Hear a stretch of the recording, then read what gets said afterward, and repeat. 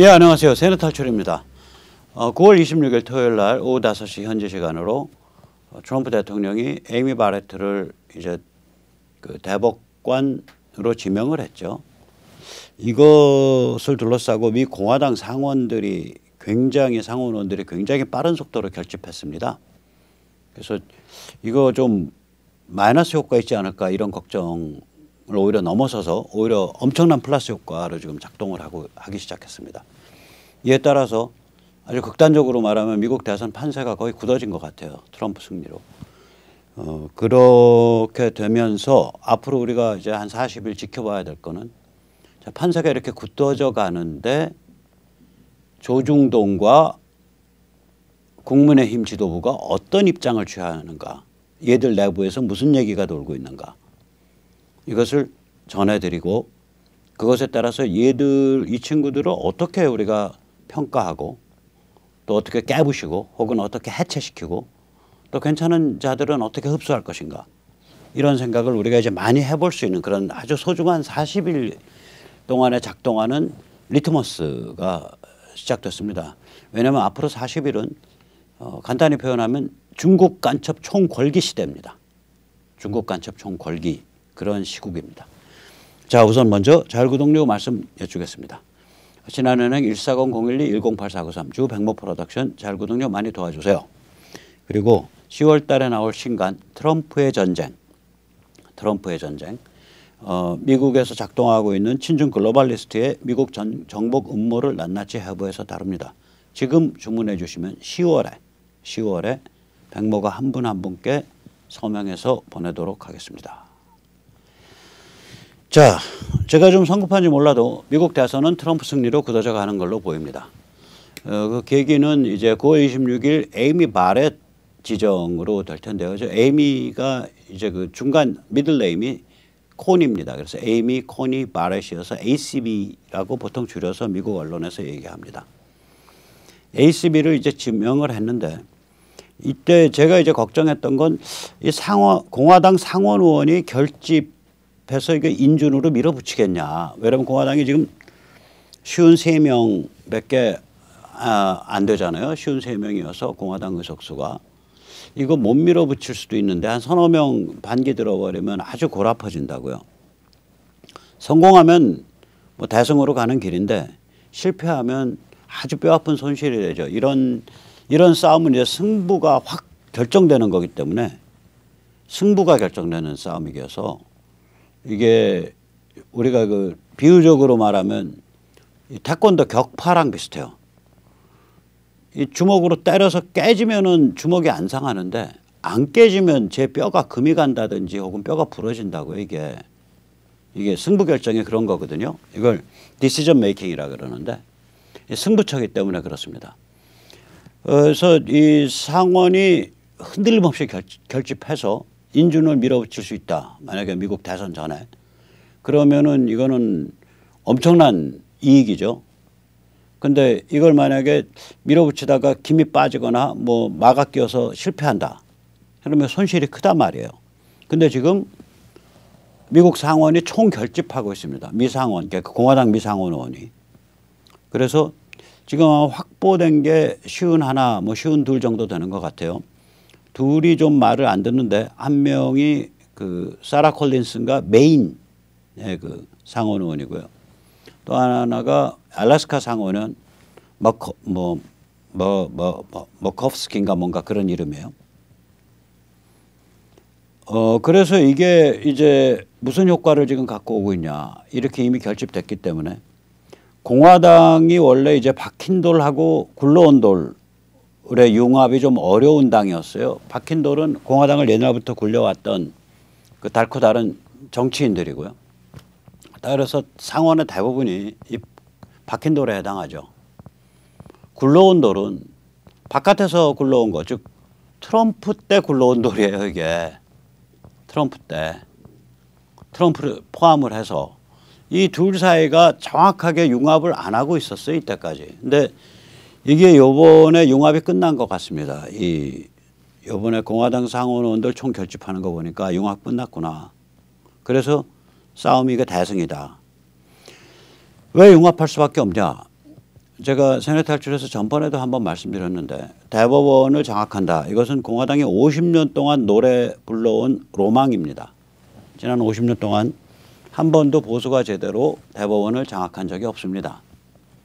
그 다음에 두 번째, 미치 맥코넬 공화당 상원 원내대표가, 그러니까 머저리티 리더라 그러죠. 공화당 다수당 리더. 정확한 이름은 이제 원내대표라기보다 다수당 리더입니다. 정확한 표현은 상원의 다수당 리더. 이게 사실상 상원 의장인데 이제 공식적으로는 미 부통령이 상원 의장이고요.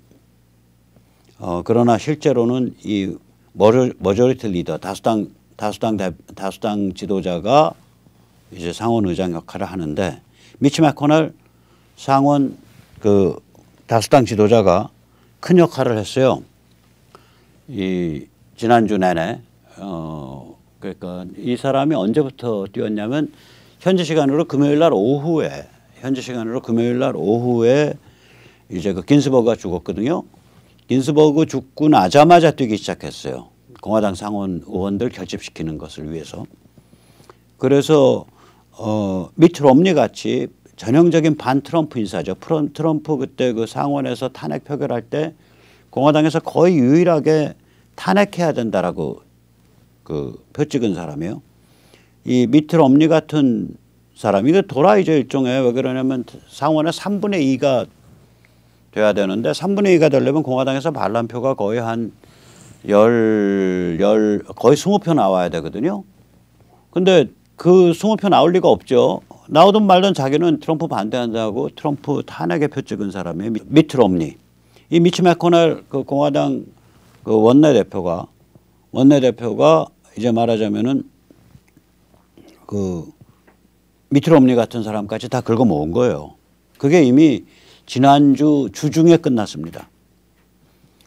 그리고 이 상원에 이제 이 영향력이 큰 인사들이 이제 트럼프가 검토하고 있는 여러 명의 그 여성 대법관 후보 중에 강력하게 이 ACB를 이렇게 그 추천했다고 그렇게 전해집니다.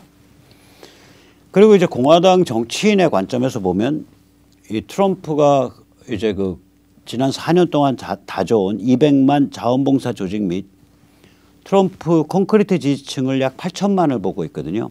8천만 트럼프 콘크리트 지지층을 의식 안 할 수가 없죠. 이게 8천만이면은 선거구에 한 선거구에 미국에 아마 그 저게 한 3억 되니까, 그리고 선거구 하나당 50만 정도 유권자인데 그게 4분의 1이니까 한 선거, 그러니까 하원 선거구 기준,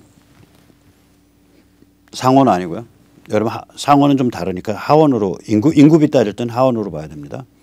하원 기준으로 했을 때 자기 한 선거구에 약 4분의 1 내지 3분의 1이니까 한 5만 16만 뭐 15만 16만 명이 트럼프 열성 지지자라고요, 이게.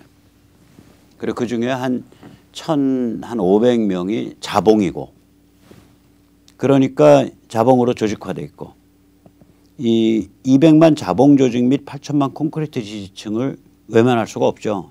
이 사람들이 다 트럼프가 대법관을 임명해야 되고, 대법관을 임명하면 공화당 상원 의원들은 바로 그 표를 찍어야 된다, 이렇게 얘기되니까 자기 선거구의 4분의 1 정도니까 뭐 유권자에 이거를 그 뭐 외면을 할 수가 없어요. 그래서 이런 여러 가지가 작동을 해서 공화당이 이제 총 집결했고, 상원이 공화당 내에서 드디어 박힌 돌과 굴러온 돌 사이의 융합이 완성됐다라고 보입니다.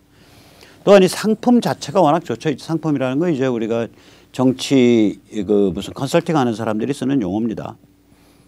이 ACB, 그러니까 에이미 바레트가 실력으로 보나 사상으로 보나 또 여성이고, 또 너무 잘 알다시피 그 가정도 굉장히 참 모범 가정이잖아요.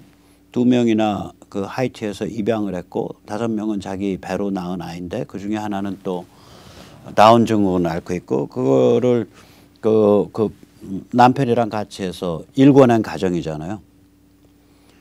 그래서 이 에이미 바레트의 이 여성 이미지를 가지고 이제 트럼프의 이미지 중에 여성 이미지가 파워풀한 여성 이미지가 없어요. 트럼프랑 딱 각을 맞출 수 있는. 그런데 이 에이미 바레트 여성 이미지가 이 트럼프랑 이게 딱 궁합이 맞는단 말이에요. 이 이미지가. 네. 그렇게 되면 이제 카말라 해리스가 박살이 나는 거예요. 10월 내내 언론 초점은 트럼프와 에이미 바레트가 될 겁니다. 비판을 하든 찬성을 하든. 그리고 카말라는 언론 초점 바깥으로 튕겨나가 버려요. 상품 가치가 없고 다룰 가치가 없는 거예요. 결국 카말라는 10월 중에 이렇게 이미지가 굳어질 거예요. 20대에 정치 거물 브로커에 몸을 대주고 정계에 입문했고 50대에 치매 할배 기쁨조로 부통령 대통령을 욕심내는 상스런 극좌 정치 투기꾼. 지금 바이든이 당선되면 카말라가 물려받게 되거든요. 치매가 심해서 조금 이따 보실 겁니다.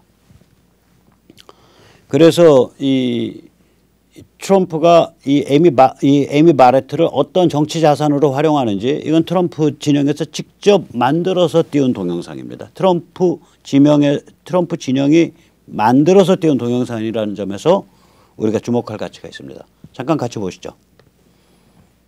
I stand before you today to fulfill one of my highest and most important duties under the United States Constitution, the nomination of a Supreme Court Justice. Now we gather in the Rose Garden to continue our never-ending task of ensuring equal justice and preserving the impartial rule of law. Today it is my honor to nominate one of our nation's most brilliant and gifted legal minds to the Supreme Court. Her qualifications are unsurpassed, and her record is beyond reproach. She is a woman of unparalleled achievement, towering intellect, sterling credentials, and unyielding loyalty to the Constitution, Judge Amy Coney Barrett.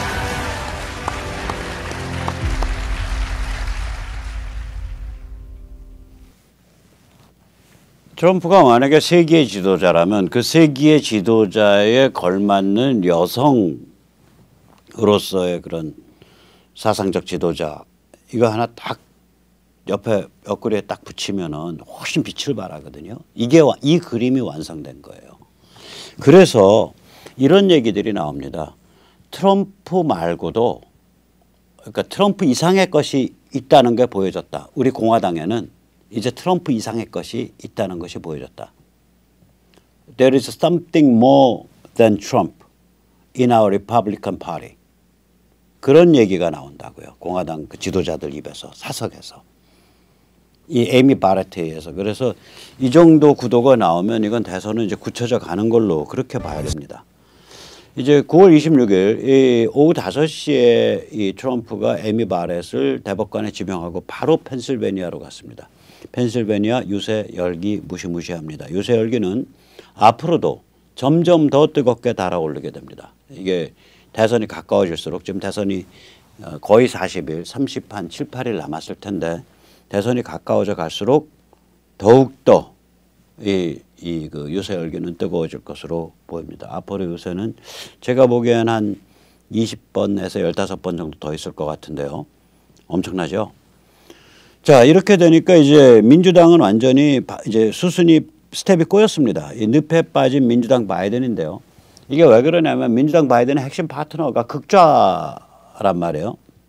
이 극좌가 이 에이미 코니 바레트 ACB를 카톨릭 종교 신앙심 내지는 흑인 입양으로 공격을 합니다. 이 극좌의 가장 대표적인 베스트셀러 그 작가가 있습니다. 그 보스턴 대학에서 무슨 인종 차별 비판 이런 거 가르치는 이상한 흑인인데요. 이브라임 엑스 캔디라는 자입니다. 이 자 써놓은 글 보십시오. 흑인 아동을 입양하는 백인 식민자들이 있다. 백인의 우월한 문화로 야만 흑인을 문명화한다는 것이다. 흑인 아동 입양을 통해 백인은 식민자라는 사실을 부인할 수 있게 된다. 덕분에 흑인 아동의 부모는 아이를 팔아먹은 자가 되어 인간성을 상실하게 된다. 이런 식으로 이제 에이미 바렛을 공격을 하는 거예요. 너 식민자야. 너 레이시스트야. 그래 놓고 이제 또 이렇게 글 써놓고 다음번 트위터에선 스레드를 붙여서 뭐라 그러냐. 아, 이것은 반드시 에이미 바렛을 두고 한 얘기는 아니다. 그 여자가 여기에 해당하는지 안 하는지 난 모르겠다. 이러고 능청 떨어요. 이 사람 아마존에서 인권, 휴먼 라이츠라는 저기 키워드로 치시면은 베스트셀러 책 쓴 사람으로 나옵니다. 미국 지성이 이 정도 망가진 거예요. 이자가 말하자면 연구 교수예요. 버스턴 대학에.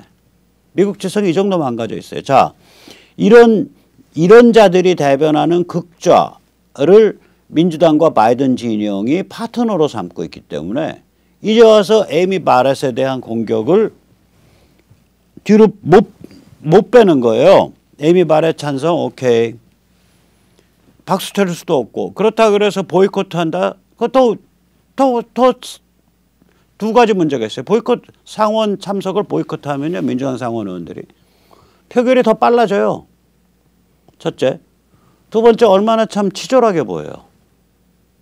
그래서 이게 말하자면 이게 외통수에 걸려버렸어요. 민주당이. 늪에 빠져서. 자, 이 자들, 이 이브라임 엑스 캔디 같은 자들이 이런 소리를 하니까 참 이런 것들이 이제 후기식 민지 학파라 그래요. 후기식 민주의, 포스트 컬로니얼리즘. 우리 지식층이 얼마나 망가졌냐면 우리나라의 박근혜 정부 때 청와대 교육문화수석 김상률이 그 저기 누구지? 저기 최순실하고 뭐 해서 작업해서 그 최순실이 많이 해먹지 못했어도요. 그 저기 그 한양대 인맥에 줄줄이 박혔잖아요. 그 한양대 인맥이죠. 김상률이. 그게 후기 식민지 하는 자예요. 그러니까 이런 식이죠. 흑인 아동을 입양하는 백인 식민자들. 이런 컨셉 하는 자예요. 그 김상률이가. 그게 박근혜 정부 때의 교육문화수석입니다. 창피한 일입니다. 이거는 박 대통령 하나의 문제가 아니라 이걸 걸러내지 못하는 지식층 전체의 문제이기도 해요. 동시에. 이자 그 김상률이라는 자 뚫라고 가서 주로 어디서 섰었냐. 백낙청이한테 가서 줄 섰던 자예요. 다 학계가 급판이니까 재주 부족한 자가 대학 교수 해먹으려면 라인을 잡아야 될 거 아니에요. 그러니까 후기식 민지, 포스트 컬로니얼리즘 뭐 이런 거 공부해가지고 이렇게 된 거예요. 이게 우리나라 깊게 망가져 있습니다. 이게 무슨 얘기냐. 미국에서 이런 종류의 그 좌파, 포스트 모더니즘, 해체주의, 앙심 이것을 길러주는 인문학, 사회과학이 극복돼야 혹은 그게 깨져나가기 시작해야 이 한국의 교수라는 것들도 정신 차린다. 우리가 그걸 생각을 하고 있어야 돼요. 저희가 이렇게 망가진 원인 중에 하나는 일단 한국의 지식층이 망가진 게 제일 큰 원인인데 그 지식층이 망가진 원인 중에 하나가 바로 미국과 서유럽의 학풍이 지난 한 50년 동안 좌파스럽고 해체주의적이고 앙심, 르상띠망, 르상떼공 그러니까 르상띠망과 디컨스트럭티비즘 앙심과 해체에 바탕한 그러한 학풍이 지배했었기 때문인 것도 원인 중에 하나입니다. 아무튼 트럼프 시대에 들어서면서 이런 것들이 다 이제 씻겨나가는 거죠. 자, 이런 식으로 엉터리 소리를 하니까 이게 흑인을 입양한 사람이 그럼 에이미 바렛 하나겠냐고 흑인 아동 입양한 사람이. 이 닉 시어스라고 닉 시어스라고 꽤 알려진 배우예요. 닉 시어스가 열받아가지고 트위터에 질러버렸어요. 이 트위터 내용은 뭐냐면 내 선전물 여기 보면 흑인을 선전물로 쓴다는 거 아니에요. 흑인 아동을 백인 그 입양 부모가 나 이렇게 개념 있는 사람이고 나는 저기 뭐야 인종차별주의자가 아니야. 이 선전물로 흑인 아동을 입양한다 이거지.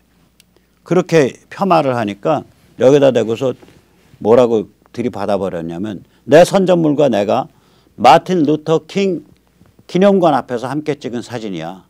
너는 베베 꼬인 인생 패배자야. 네 기분 못 같아지길 빌어. 라고 그냥 들이받아버렸어요. 그래서 요새 그 에이미 바레트 가지고 흑인 아동 입양 가지고 비판했던 자들, 그 다음에 뭐 꼴통 그 카톨릭, 꼴통 보수 카톨릭이라고 비판했던 자들이 지금 아예 그냥 몰매를 맞아서 거의 퇴출 지경에 이르렀습니다. 그러니 민주당이 참 이러한 비판을 같이 할 수도 없고 안 할 수도 없고 아주 외통수 늪에 그냥 꽉 한 거예요. 거기다가 이제 이 요즘 들어서 이 그 바이든의 치매 증상이 엄청 심해졌죠. 다 이 같은 날 일어난 사건입니다. 전부 9월 26일 역사적인 그 순간입니다. 토요일 날 바이든이 그 전국 우리로 치면 시군구 단체장 회의 같은 거예요. 그러니까 The United States Conference of Mayors니까 전국 시장 회의. 원격으로 연설을 하는데 한번 보십시오. 참 눈 뜨고 못 봐줍니다. That's why I made it a priority my entire career to work closely with you. From the time I got to the Senate 180 years ago, you know, as well as my tenure as vice president. 이게 얼마나 말이 안 되냐. 뭐 자기가 상원의원 된 게 180년 전이라는 거 아니에요. 즉 1860년 링컨 시대 때부터 자기는 상원의원이라는 거 아닙니까? 1840년이네. 링컨이 하원의원 하던 시절부터 180년 전이면 미국에 노예제가 있던 시절, 링컨이 아직 대통령 되기 20년 전, 그리고 부통령을 10년을 해왔다 그러는데 대통령 8년이죠. 미국 대통령 임기가 4년인데 임기 2번 같이 했으니까 8년이죠. 그러니까 이 완전히 지금 치매가 굉장히 빠른 속도로 악화되고 있고요. 생각보다 엄청 빠르게 악화되고 있다라고 민주당 핵심 관계자가 자기들끼리 속삭이는 소리가 마이크가 안 꺼져가지고 흘러나온 사건이 있었습니다. 최근에.